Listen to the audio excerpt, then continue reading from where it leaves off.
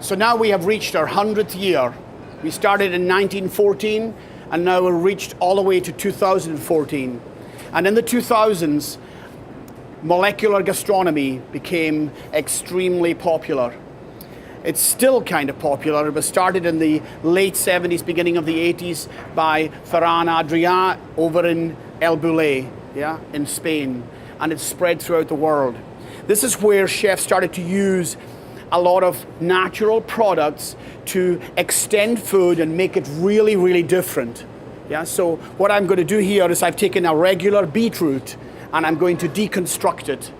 And I'm making it as many different ways as I possibly can.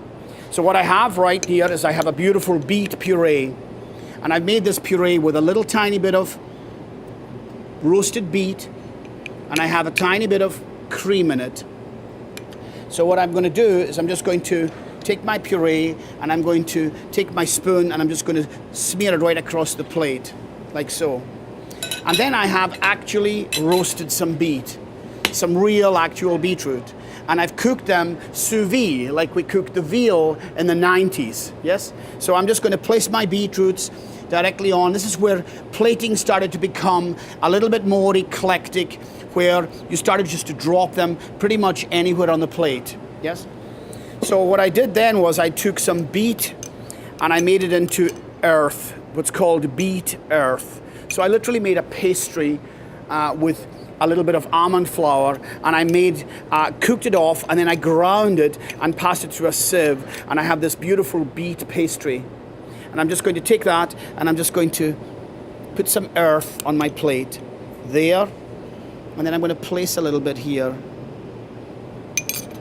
And then I'm going to take some beet, and I added a little gelatin and agar to it, and I've actually made it into caviar, what looks like caviar. And again, I'm going to drop that caviar onto the plate. And this caviar looks really, really kind of interesting.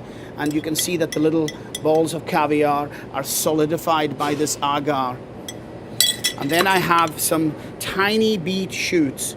So look, this is a baby beetroot when it was growing. So this is the little shoot, and then you snip all the shoots off, and we can take this, and I'm just going to make this into the salad portion right here at the end, just to make it look kind of interesting.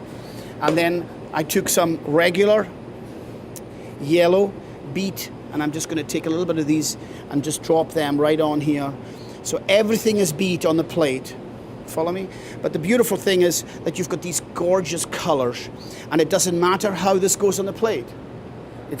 Every time you put it down, it looks like it was meant to be there. That's the beautiful thing about this. You get away with it, yeah?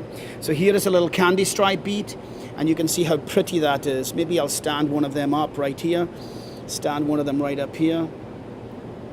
And these are again made into a salad. So I have a little candy stripe salad here, trying to keep all of these contrasting colors. And then finally, I made some actual deep fried beet chips. You follow me? So I'm just going to place a few chips here on the plate as well. Doesn't matter where it goes, right there. One more, right here. And here we have a cold appetizer of deconstructed beetroot.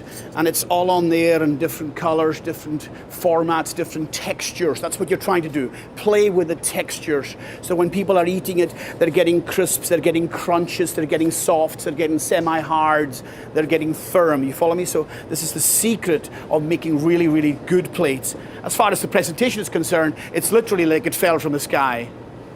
Okay? So we've been on a long journey from 1914, and now we've reached 2014, and I just want to wish our college, Grand Rapids Community College, happy anniversary.